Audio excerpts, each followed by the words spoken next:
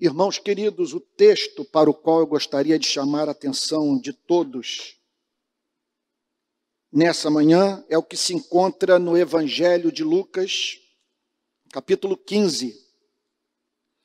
Evangelho de Lucas, capítulo 15, verso 25.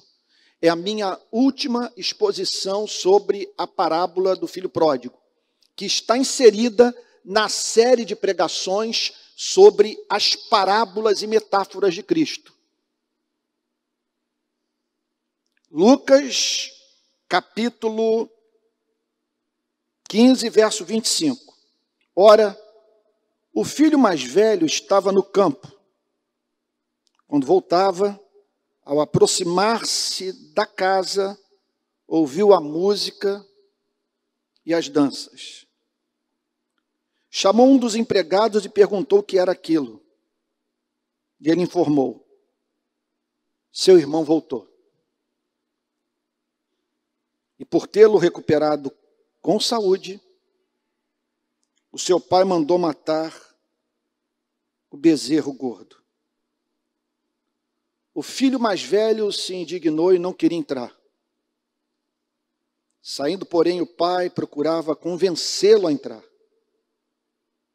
Mas ele respondeu ao seu pai: faz tantos anos que sirvo o Senhor e nunca transgredi um mandamento seu. Mas o Senhor nunca me deu um cabrito sequer para fazer uma festa com os meus amigos. Mas quando veio esse seu filho, que sumiu com os bens do Senhor, gastando tudo com prostitutas, o Senhor mandou matar o bezerro gordo para ele. Então o pai respondeu: meu filho, você está sempre comigo. Tudo o que eu tenho é seu. Mas era preciso festejar e alegrar-se, porque este seu irmão estava morto e reviveu. Estava perdido e foi achado.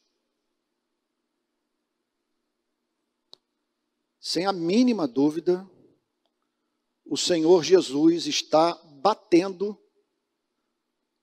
na religião do seu tempo. Aqui estão sendo confrontados os pastores, os teólogos, as lideranças religiosas dos seus dias. E aqueles que, por ouvir aos detentores do poder religioso, andavam nos seus passos.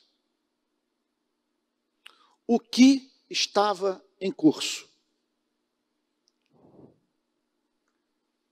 Havia uma espécie de gente que não botava o pé em sinagoga ou no templo em Jerusalém. Homens e mulheres que não tinham o mínimo interesse em ouvir a pregação da liderança religiosa da Palestina dos dias de Jesus. Eles ignoravam o que se passava no seio da instituição religiosa.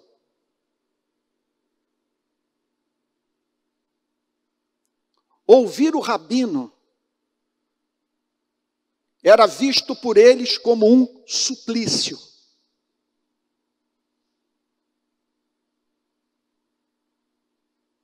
Até que apareceu um profeta de 30 anos, nascido em Belém da Judéia, criado na pequena Nazaré,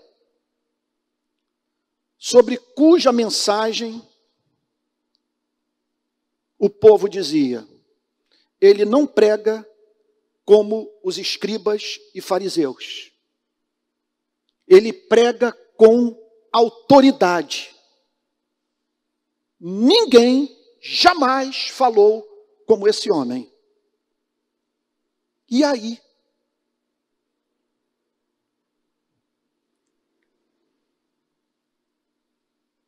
As prostitutas,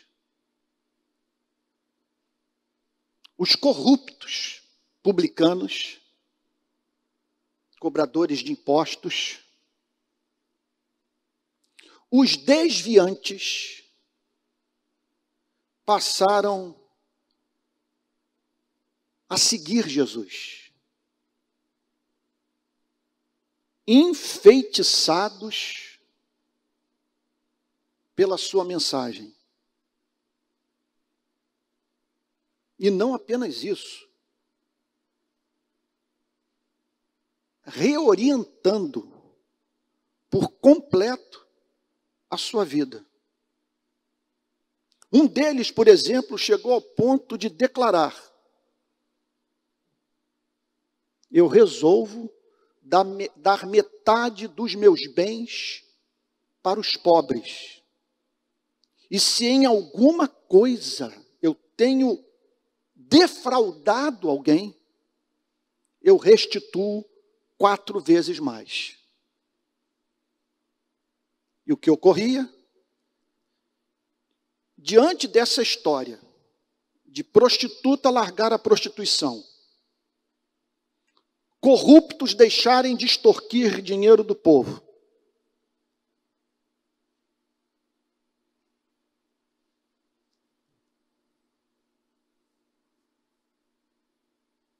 policiais pararem de praticar abuso de autoridade.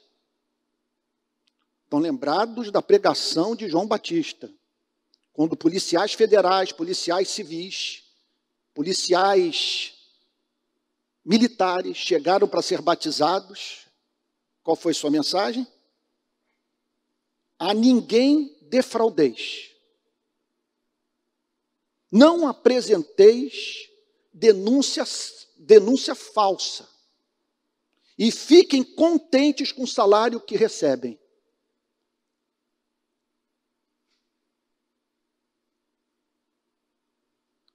Abastados procuraram João Batista. Ele disse: abram os seus armários, os seus closets. Distribuam o que lhes sobra com os que não têm. E não julguem que vocês entrarão no reino dos céus sem arrependimento.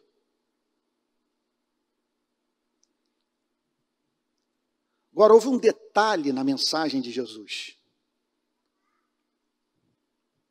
que sobejava e que não era tão extensamente presente na pregação de João Batista. Impressionante. Ele dizia o seguinte: vocês, judeus, estão vendo esses policiais? Na verdade, é o seguinte, a mensagem de Jesus bate em todo mundo. É impressionante isso. Ninguém escapa. Eu não vejo como um progressista, um militante de esquerda, um conservador, um militante de direita participar de um culto como esse e não ficar perturbado com o evangelho.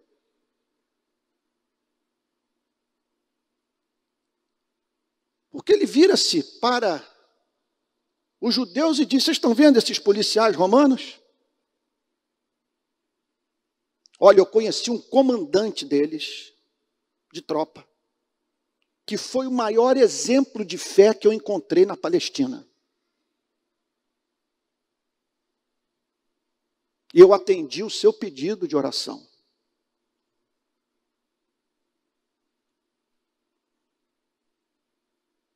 E ele foi alcançado pela graça de Deus.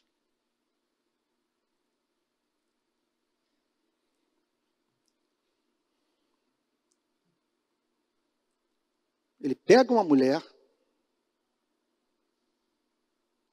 que havia sido encontrada na cama com um homem casado,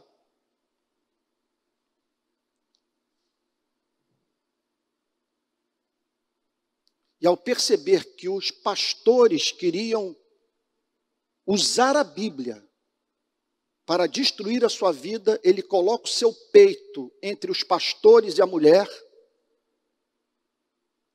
e diz: quem dentre vocês não a desejou, que seja o primeiro que atire pedra nela.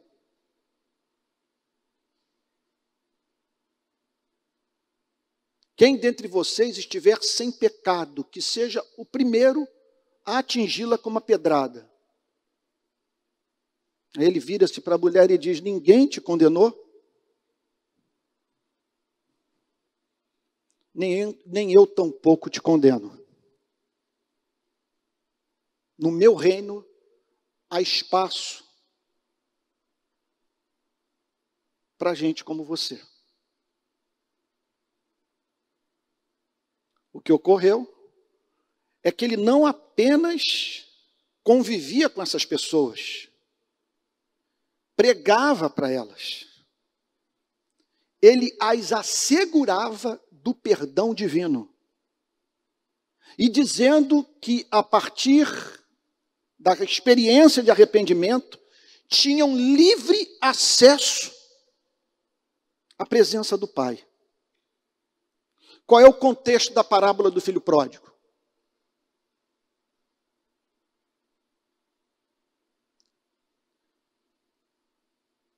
A instituição religiosa entrar em crise.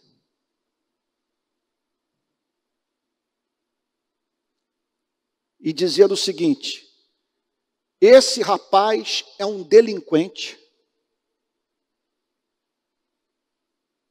e está dando status de santo para essa canalha que tem afrontado Deus vivo. Enquanto que nós aqui guardamos o sábado, damos o dízimo de tudo que nós ganhamos, e não fazemos outra coisa que não seja decorar a Torá, participar dos encontros na sinagoga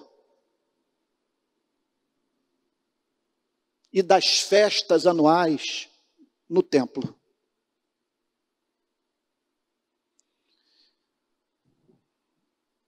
O Senhor Jesus, vendo, portanto, a crise que sua mensagem havia causado, e abro aqui um parênteses para dizer uma coisa para vocês. O Evangelho é mais importante do que a unidade da igreja. Se para mantermos uma igreja unida nós temos que negociar a verdade, nós não vamos ter nem a verdade nem a igreja. Então o Senhor Jesus não tinha o mínimo escrúpulo de pregar o Evangelho, ainda que o Evangelho causasse ódio, divisão, perseguição e resultasse na sua morte.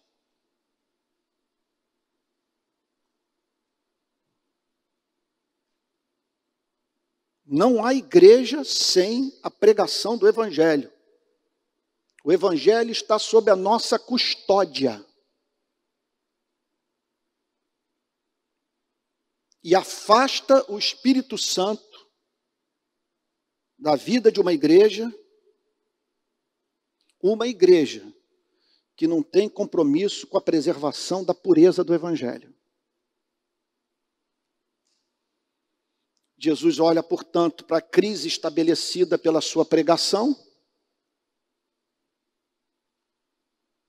e cria essa parábola, na perspectiva de ajudar as prostitutas e os publicanos a entenderem o que estava acontecendo com eles, como também ajudar o rabino, o teólogo, o fariseu, o ancião, o sacerdote, a compreenderem o que, ao mesmo tempo de modo oposto estava acontecendo em suas vidas. Portanto, a partir do verso 25, Jesus se dirige à Igreja Presbiteriana da Barra. E tem algo a comunicar para o seu pastor, para o conselho da igreja, para os seus diáconos, para a membresia como um todo. E o que ele diz? Ora, o filho mais velho estava no campo.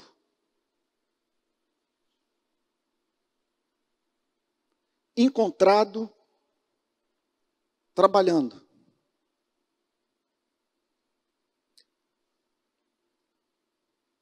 Envolvido com as atividades da igreja. Quando voltava, no caminho do campo para a casa grande, para a casa do pai, ele ouve música e barulho de dança. O que está vendo? Que festa é essa? Qual é o seu sentido? Por que eu não fui chamado? E o que fez com que houvesse uma celebração fora de época? Simplesmente ele não tinha ideia do que estava acontecendo. Tudo que ele sabia é que se encontrava perante o inusitado. Uma festa que não fazia parte do calendário. E para a qual ele não havia sido convidado, nem consultado.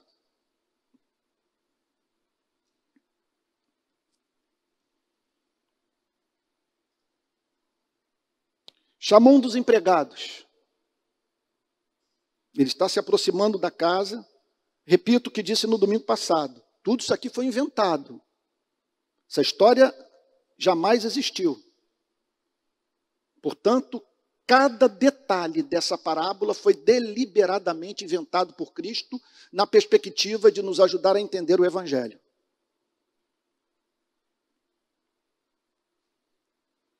Chamou um dos empregados e perguntou o que era aquilo. Eu não vou dizer que esse seja o objetivo da parábola, o objetivo principal. Mas é impressionante essa autonomia do pai. Eu não tenho que dar satisfação a você. Eu não tenho que buscar o seu consentimento. Em razão do seu convívio comigo, você deve entender o meu coração.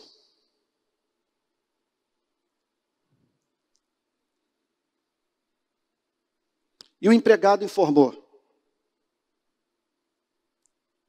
o seu irmão voltou.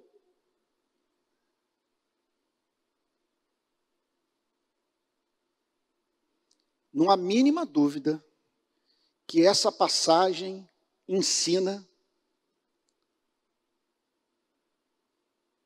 uma ligação entre os seres humanos que transcende o contato estabelecido,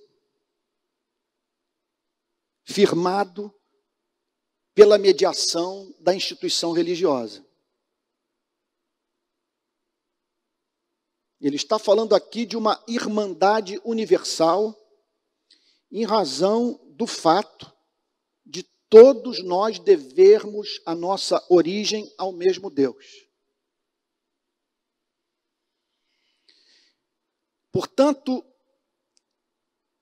nada do que acontece à vida de um ser humano deve ser considerado por você alheio à sua vida.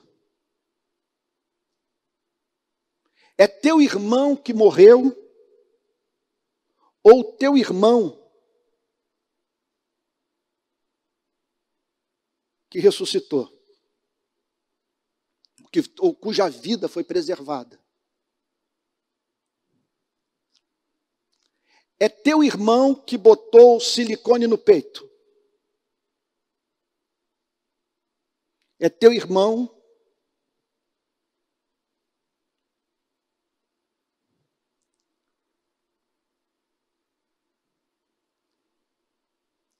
que se assumiu como heterossexual. É seu irmão que passou a fazer parte do Comando Vermelho.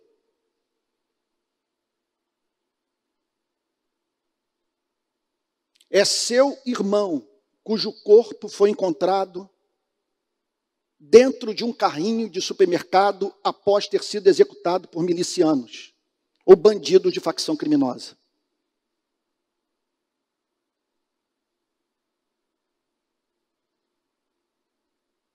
É o teu irmão conservador, é o teu irmão progressista, é o teu irmão comunista, é o teu irmão neoliberal.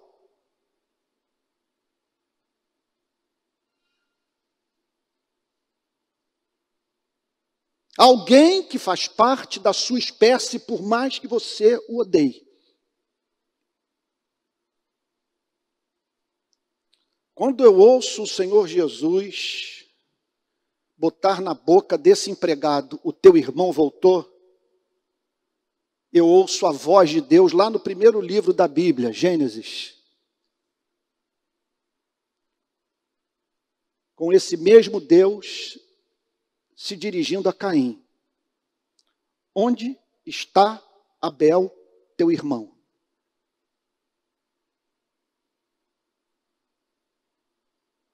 Se você se preocupa com as obras de arte do Museu do Louvre,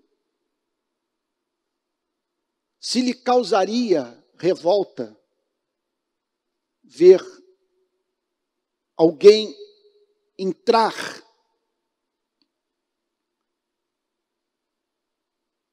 no Museu do Louvre para destruir uma obra de arte, você deveria ficar muito mais indignado ainda de ver destruída a vida daquela parte da criação que mais contém dos atributos de Deus. Deus fala através das montanhas, dos pássaros, dos rios, dos mares, mas não há nada nesse planeta que tanto fale sobre o Criador quanto o ser humano. A ponto de Calvino, nas Institutas, dizer: quer conhecer a Deus? Mergulhe dentro de ti mesmo. Porque em conhecendo a ti mesmo, tu conhecerás o ser e os atributos de Deus. O seu irmão voltou. O seu irmão está vivo.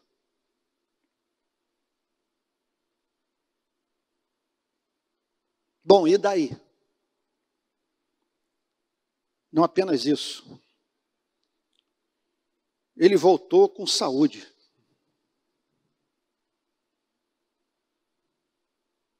Ele foi recuperado com saúde.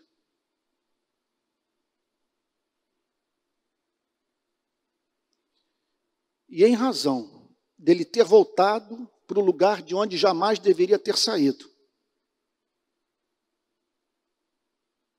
E em razão de, apesar dele ter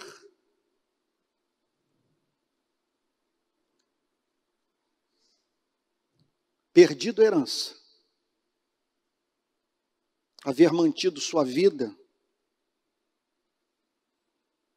está rolando uma festa bancada pelo teu pai. que inclusive mandou matar o bezerro gordo. Aquele que era cevado, alimentado, a fim de ser servido, após morto, obviamente, em ocasiões especiais. Essa era a informação. Irmãos queridos, é óbvio que isso aqui deve fazer com que vejamos a vida de cada ser humano pela perspectiva dessa antropologia evangélica.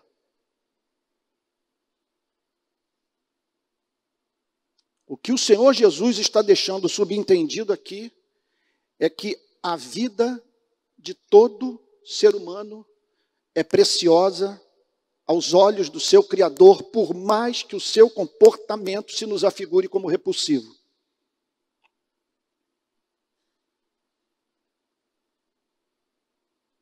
E que quando vemos um membro da nossa espécie se reconciliando com o seu Criador, isso deve ser objeto do nosso mais profundo regozijo.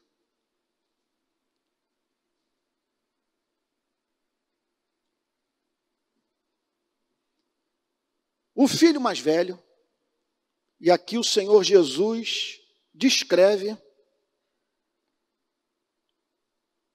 a atitude do filho mais velho, que representa, sem a mínima dúvida, o fariseu, o saduceu, o sacerdote, o ancião, o escriba, o rabino.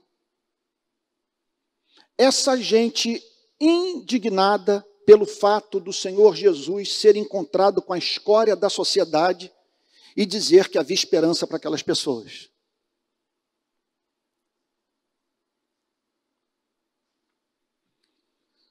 O filho mais velho se indignou. Então, observem o que a instituição religiosa pode fazer com você e comigo.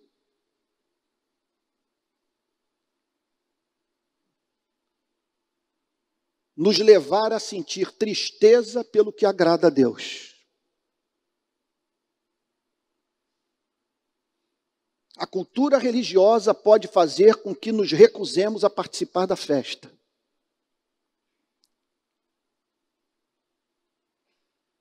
A graça do Pai pode se nos afigurar como criminosa injusta e causar em nós revolta. O filho mais velho se indignou e não queria entrar. Então, qual deve ser o vetor para a vida de uma igreja como essa? Para o trabalho do conselho, o trabalho do pastor, para as atividades da escola dominical, para os grupos pequenos? Nós devemos lutar pelo quê?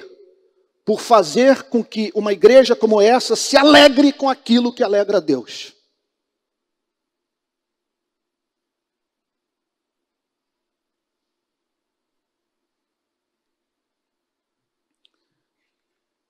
O pai toma conhecimento do que havia acontecido.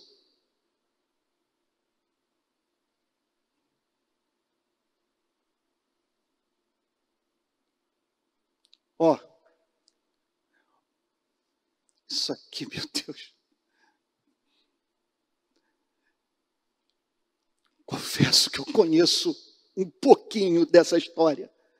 Do que é alguém me procurar dizendo que algum evangélico não gostou do que eu escrevi, do que eu preguei.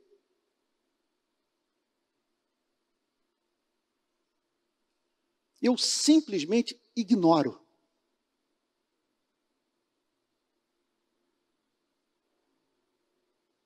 Então aqui está alguém procurando o pai para dizer o seguinte: o teu filho está indignado com a sua atitude. O que significa o seguinte: onde quer que o evangelho seja pregado, haverá revolta. E é impossível a pregação do evangelho causar em todos sentimentos confortáveis. Ela vai enxugar as lágrimas de arrependimento de uns e vai produzir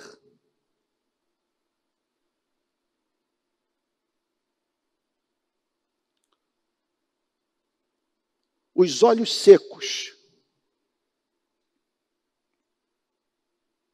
de ira, de indignação e revolta na vida daqueles que nada entendem sobre o coração do Pai e a santidade da vida de cada ser humano.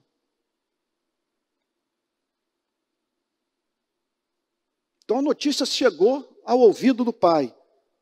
O seu filho mais velho está indignado.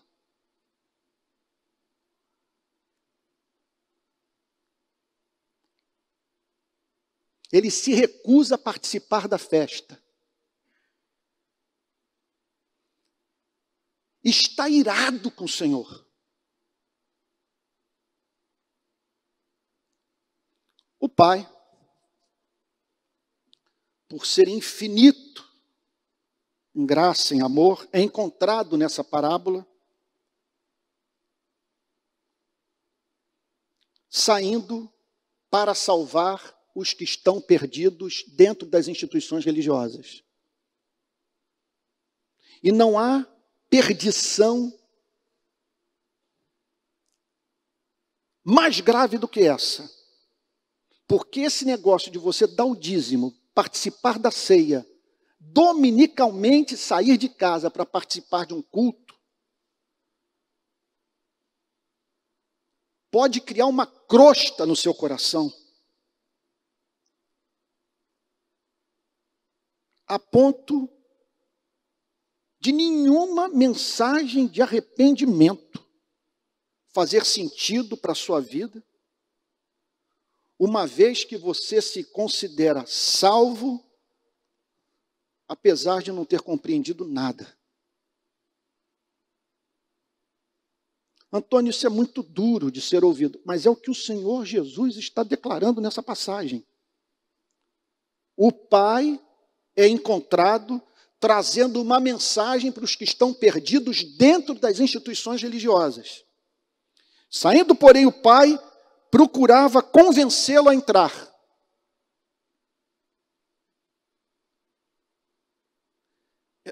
Em que consiste a mensagem do Evangelho para a vida de religiosos sem Deus?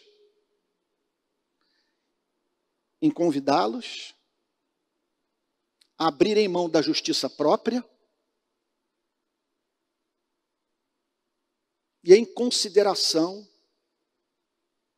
a graça divina revelada no Evangelho, participar da festa do Pai. Saindo, porém, o pai procurava convencê-lo a entrar. Isso é trabalho muito duro. Muito duro. Convencer religioso perdido a rever sua teologia e deixar de confundir Deus com o diabo. Mas ele respondeu ao seu pai: olha, Deus me livre de viver uma experiência como essa. Porque esse rapaz só ousou falar nesses termos porque o pai é infinito em doçura. Ele se sentiu no direito de ser arrogante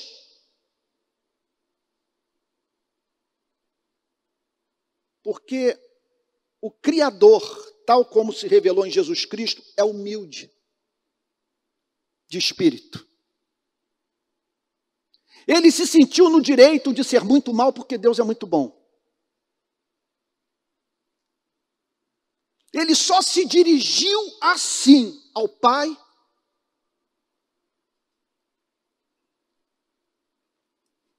É impressionante isso.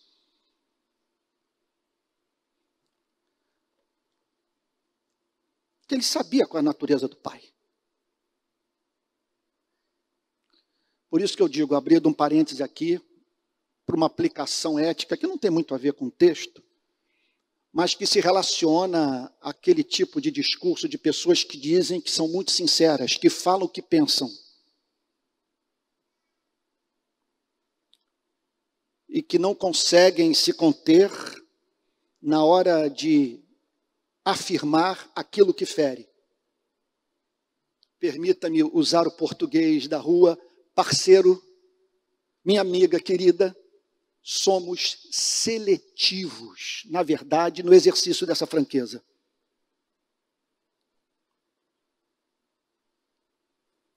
Eu quero ver você ser franco em alguns lugares por onde eu tenho passado.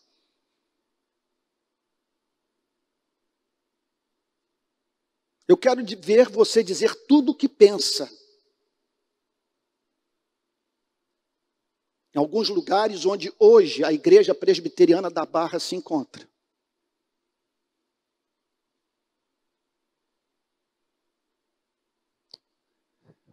E que exige o exercício do domínio próprio para que você seja mantido vivo. Eu estou dizendo o seguinte, que esse garoto mais velho da parábola só ousou se dirigir ao pai nesses termos porque o pai é bom. Porque o pai foi encontrado nessa parábola se nivelando ao filho mais velho. De certa forma, sim. Procurando conciliá-lo. Para não perder o seu coração. E o filho, então, em razão dessa impressionante bondade,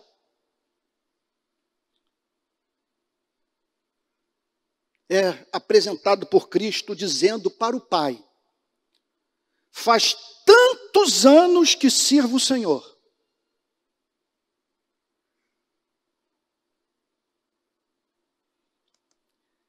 Isso aqui nunca é a linguagem do convertido. Porque o convertido, ele conhece a relatividade do tempo. Quando o coração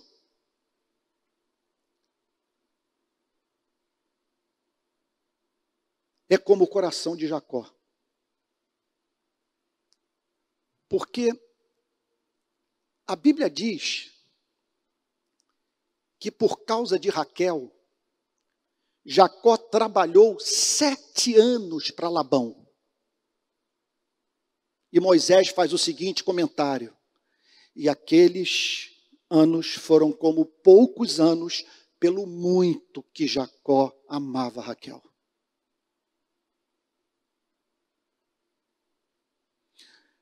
Para o filho mais velho dizer, faz tantos anos que sirvo o Senhor,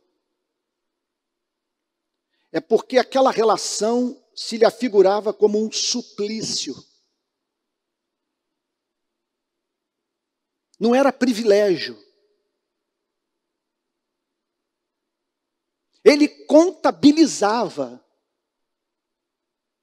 todo o seu serviço prestado ao Pai. Faz tantos anos que sirvo o Senhor. E o impressionante, e nunca transgrediu um mandamento seu. Acontece que naquele diálogo, ele estava revelando uma transgressão agasalhada em seu coração, que se encontrava sobre os escombros. No caso dos destinatários dessa mensagem, do modelo de espiritualidade dos dias de Jesus. Vocês estão dentro da instituição, mas não a partir do envolvimento do coração. Faz tantos anos que sirvo o Senhor. Não é tantos anos que eu estou na casa do Senhor, contando com a proteção do Senhor, participando dos banquetes que o Senhor oferece, sendo tratado como filho, servindo alguém que me ama. Há tantos anos sirvo o Senhor e nunca transgredi um mandamento seu. Eu não tenho registro de desobediência. Na história da minha relação contigo. Ele só não conseguia detectar a motivação. E o fato de que aquela obediência era uma obediência fria, farisaica, sem o elemento de espontaneidade.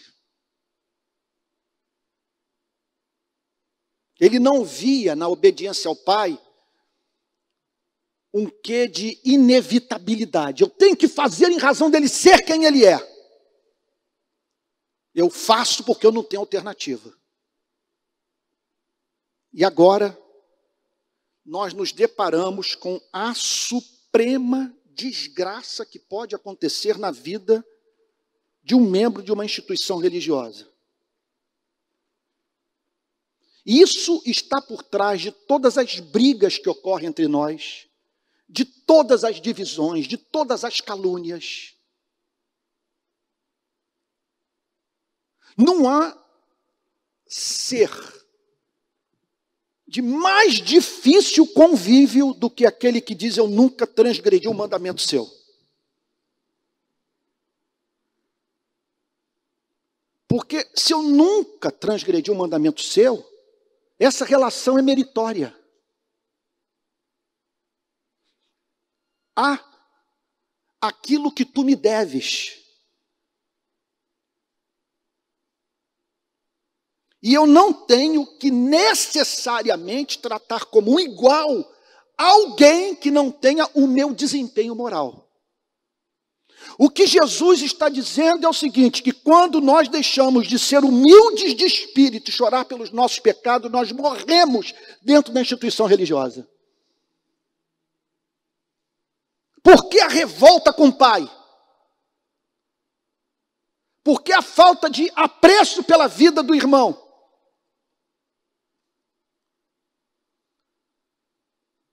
Porque a sua religião era a religião da justiça própria, do desempenho, da performance.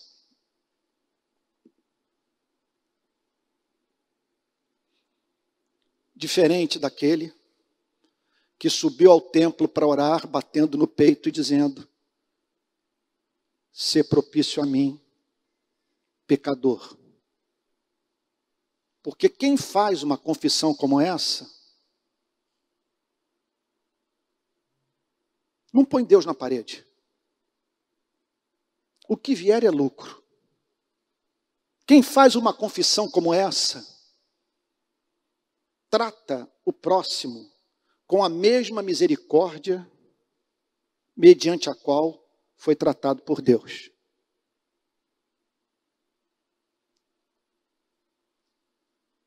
Vocês estão entendendo o ponto, gente? O que Jesus está dizendo é que esse é o pior ser humano que existe. É esse que é propenso a dizer bandido bom e bandido morto. É esse que pede napalm nas favelas. É esse que tem dificuldade de perdoar na igreja, no casamento, na relação com a mulher e com os filhos. Ele nunca teve o seu coração amolecido pela palavra de Deus. Ele não sabe o que é a experiência de quebrantamento de espírito.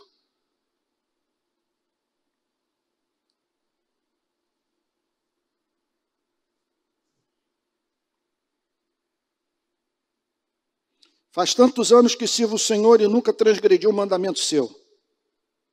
Mas o Senhor nunca me deu um cabrito sequer. Esse é um outro elemento presente na vida de religiosos sem Cristo. Presbiterianos sem Cristo. É a ideia de que Deus é sovina. De que Deus não está sendo justo para conosco.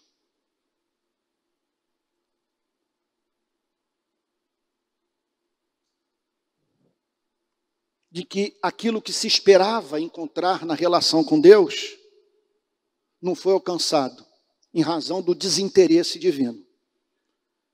Então Jesus está aqui, meus amados irmãos, é uma crítica ao judaísmo dos seus dias, profundíssima. Porque o que ele está fazendo aqui agora é de certa forma, algo análogo ao trabalho do psicanalista. Ele está pegando simplesmente o que se encontrava sob a superfície. Em cima, dízimo, frequência à escola dominical, participação nos cultos de domingo, indumentária evangélica. Em cima, orações, jejuns, participação em rituais sagrados. Embaixo, justiça própria. Ódio para com Deus, indiferença para com o próximo. Ressentimento. Deus me livre morar no mesmo teto com essa pessoa. Deus me livre ter essa pessoa ocupando o cargo de liderança na igreja. Segundo essa parábola, a presença dessa pessoa no seio da sociedade, na igreja, é um peso para a humanidade.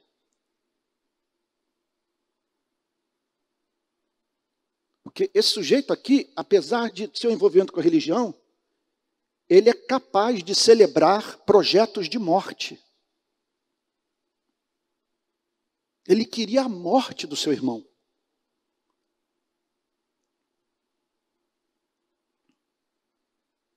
Mas o Senhor nunca me deu um cabrito sequer para fazer uma festa com os meus amigos. Mas, quando veio esse seu filho, Jesus aqui está simplesmente dizendo o que estava acontecendo no seu ministério. Porque esse era o comentário feito sobre os efeitos da sua pregação. Mas quando veio esse seu filho, que sumiu com os bens do Senhor,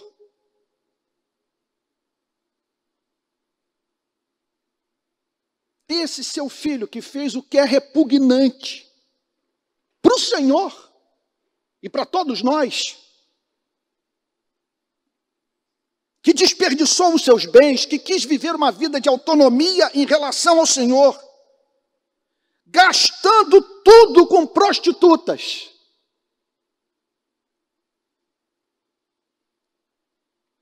Não há mínima dúvida. Isso aqui, isso aqui no divã, ele se trai. Porque ao mencionar dinheiro gasto com prostituta, ele estava falando sobre aquilo que se encontrava na superfície da sua consciência. Da renúncia que ele tinha que fazer, que lhe era mais custosa. Ele foi encontrado praticando. Qualquer observador atento do discurso é levado a dizer que o que ele está dizendo é isso. Ele foi levado praticando, ele foi observado, ele foi visto praticando aquilo que eu sempre quis praticar, e só não fiz por medo. Mas quando veio esse seu filho que sumiu com os bens do Senhor, gastando tudo com prostitutas, o Senhor mandou matar o bezerro gordo para ele. Aí, que nessas horas, preste atenção, irmãos, as nossas palavras nos condenam ou as nossas palavras nos absolvem. Preste atenção. Quando o discurso é esse, mas veio esse seu filho, e o Senhor celebrou seu retorno com festa, sem que ele tivesse pagado pelo que desperdiçou, sem que ele tivesse passado pela senzala.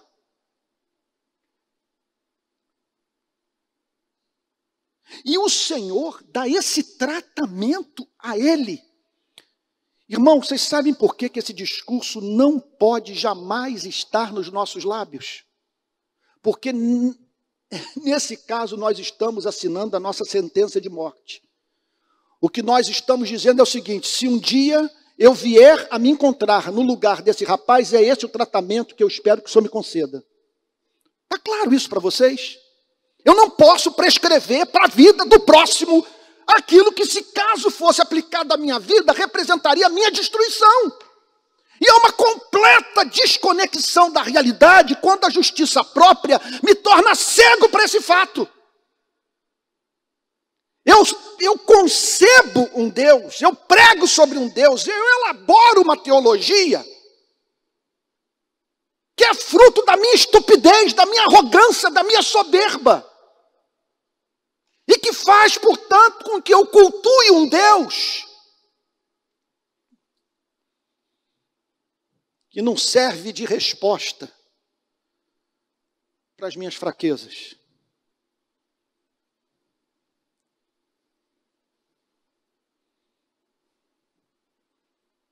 E nessas horas, eu concordo com Martin Lloyd Jones quando ele diz o seguinte: quando a Bíblia declara todas as coisas cooperam para o bem daqueles que amam a Deus, Martin Lloyd Jones diz até o pecado.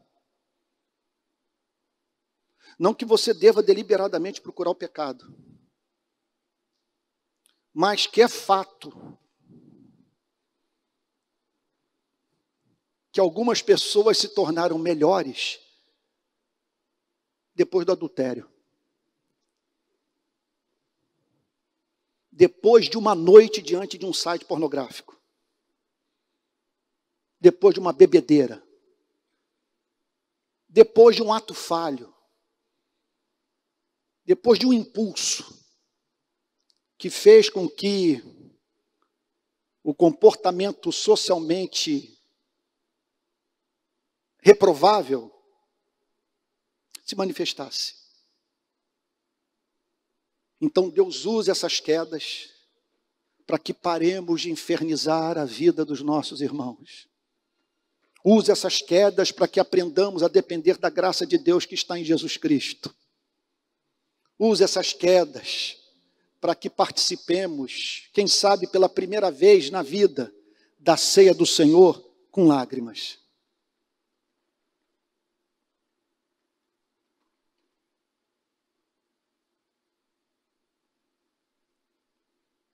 Então o pai respondeu: meu filho, é impressionante. Nessa passagem, há esperança para os que estão perdidos na instituição religiosa, para os que estão perdidos fora da instituição religiosa. Há esperança para progressistas, para conservadores. O pai se dirige a ele com: agora quem fica irritado sou eu. Com impressionante doçura. Que a vontade é de dizer: manda-o para o inferno. Esse cara é um chato, é insuportável. Mas o pai o ama. Então o pai respondeu: meu filho,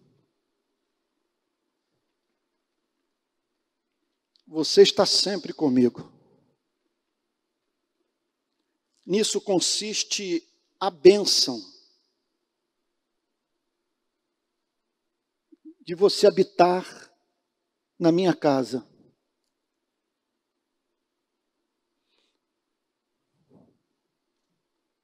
Não é o conforto da mansão. Não é a fartura. Não é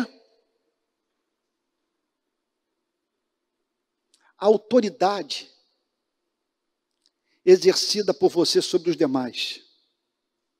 Não é a herança. É a minha companhia. É o fato de você ter a mim e ser objeto do meu amor.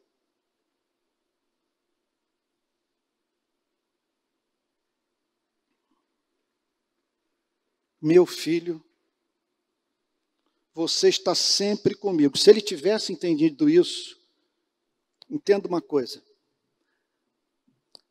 Quando você entende a mensagem, meu filho, você está sempre comigo, você é tomado de felicidade. E desse transbordamento de felicidade fluem as obras de misericórdia, de amor, de compaixão. Você não está competindo com mais ninguém, porque você é do seu amado e o seu amado é seu. Você não tem mais pelo que lutar, porque você sabe que é herdeiro de todas as coisas e que o Criador se afeiçoa por você. Meu filho, você está sempre comigo e tudo o que eu tenho é seu. O que você ainda não tem é porque você não pediu. Ou aquilo que você não tem, apesar de ter solicitado a mim, é que você não estava preparado para receber. Porque, afinal de contas, por que motivo eu não atenderia? Agora, o que você precisa entender é que tudo que é meu é seu.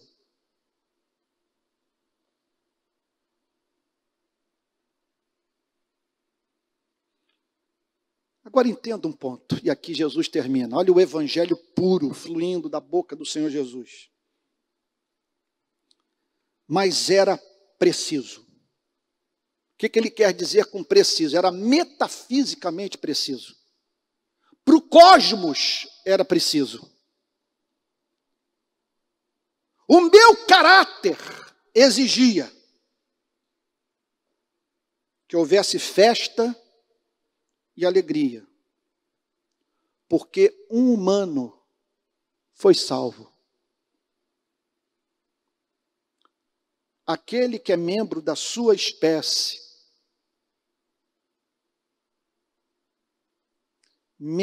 você sabe o que significa membro da sua espécie?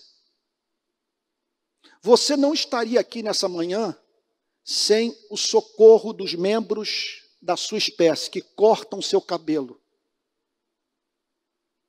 que cuidam dos seus olhos,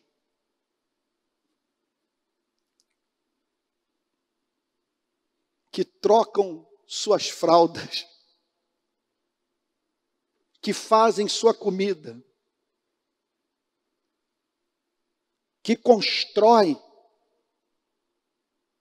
sua casa, que cuidam da sua segurança pública.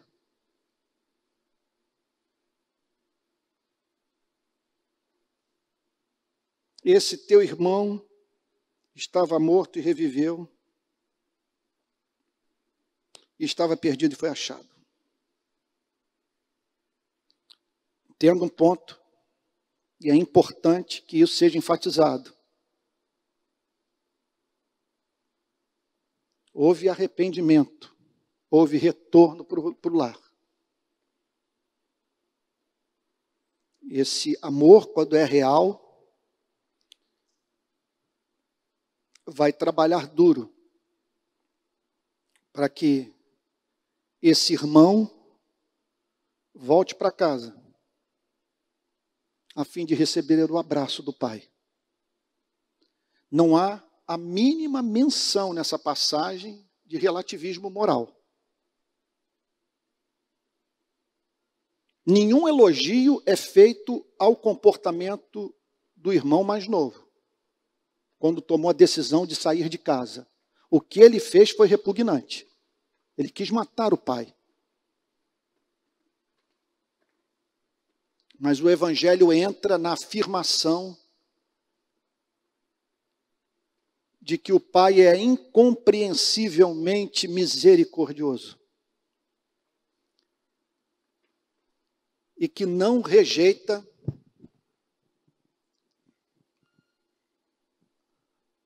o arrependimento daquele que o busca.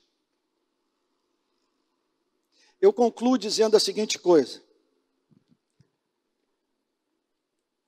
que num ponto, esse rapaz mais novo da parábola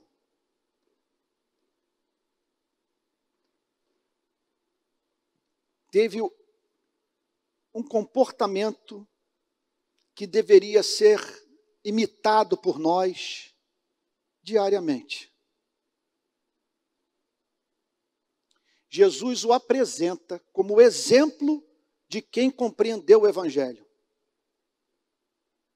O que caracteriza de uma forma toda especial a vida daquele que compreendeu o Evangelho. Me perdoe dizer, já mencionei essa afirmação em outras ocasiões na nossa igreja. A imagem é forte, mas ela nos ajuda a entender o ponto. O que Jesus está dizendo é o seguinte, que o Evangelho nos chama para imitarmos esse rapaz mais novo, que na maior cara de pau participou da festa como se nada tivesse acontecido. E Jesus disse, se você não tiver essa cara de pau, você jamais vai entrar no reino dos céus. O que Jesus está dizendo? Fique surdo para a lei. Fique surdo para Moisés, fique surdo para os demônios, fique surdo para o pastor, para o presbítero, para o padre. Não ouça o juízo final, não ouça a lei. Participe da festa, mantenha o seu ouvido aberto apenas para a canção de amor do Pai. Porque uma vez que você tenha se arrependido dos seus pecados e voltado para a casa do Pai, não há mais motivo para você viver como se o Pai não o tivesse perdoado e se reconciliado com você. Que Deus o ajude, portanto, a participar dessa festa, na certeza, como diz Martim Lutero, quando eu me aproximo de Deus, eu faço confiando mais na sua misericórdia do que na minha inocência. Que você participe da festa. Seja você que está vindo de anos de vida distante de Deus, longe da instituição religiosa. Seja você um presbiteriano calvinista que conheceu a doutrina, mas não conheceu a Deus. Vamos ficar de pé e vamos orar?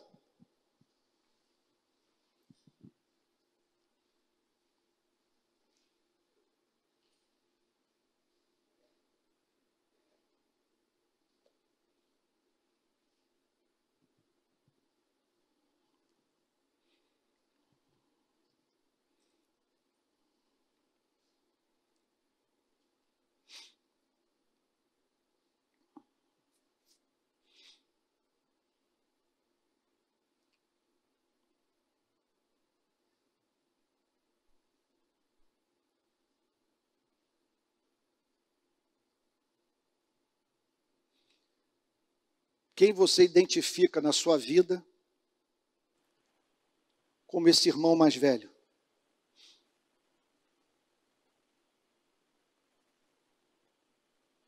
para quem, a partir de hoje, você deve oferecer um ouvido surdo?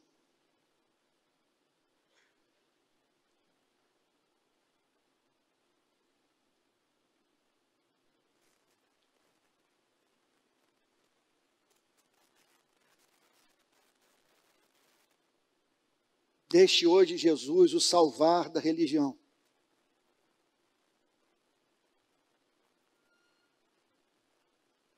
Da cultura religiosa que o impede de conhecer o amor.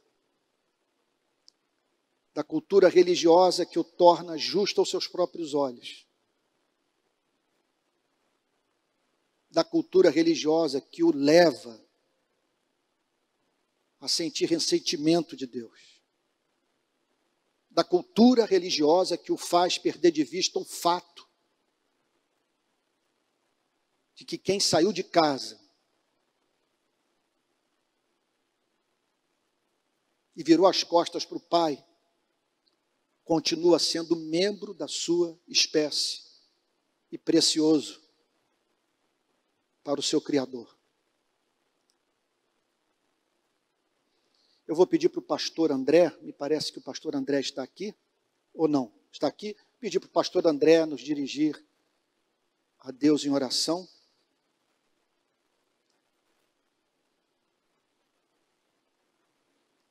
E impetrar a bênção apostólica.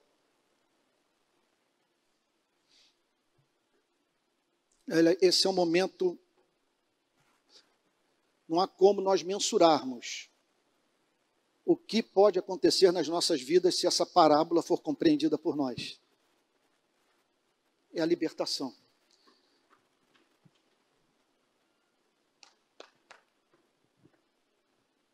Vamos orar? Senhor amado, louvado seja o teu nome. Nós agradecemos ao Senhor pela tua palavra pregada nessa manhã. Nós bendizemos o teu nome pelo teu gracioso amor com todos nós. Nós somos carentes, desesperadamente carentes do teu amor, da tua graça, da tua misericórdia. E nós louvamos ao Senhor mais uma vez, porque o Senhor nos visitou nessa manhã e falou aos nossos corações. Senhor, que o Senhor continue a ser tudo em nossas vidas, que unidos com o Senhor, com a tua palavra, pela tua graça, consigamos viver isso, porque também nos nossos esforços não vamos dar conta. Senhor, tem misericórdia das nossas vidas. Nós não conseguimos sozinhos, nós não temos condição de colocar em prática o que ouvimos, mas nós queremos confiar no Senhor, reconhecendo e louvando ao Senhor pelo teu amor, tua graça e por tua misericórdia. Muito obrigado por essa palavra nessa manhã, oramos assim, em nome de Jesus. E agora, receber a bênção do Senhor. Que a graça maravilhosa do Senhor Jesus, o amor de nosso Senhor Deus e as doces consolações do Espírito Santo esteja com cada um de vós e com todo o povo de Deus espalhado por toda a face da terra. Amém e amém.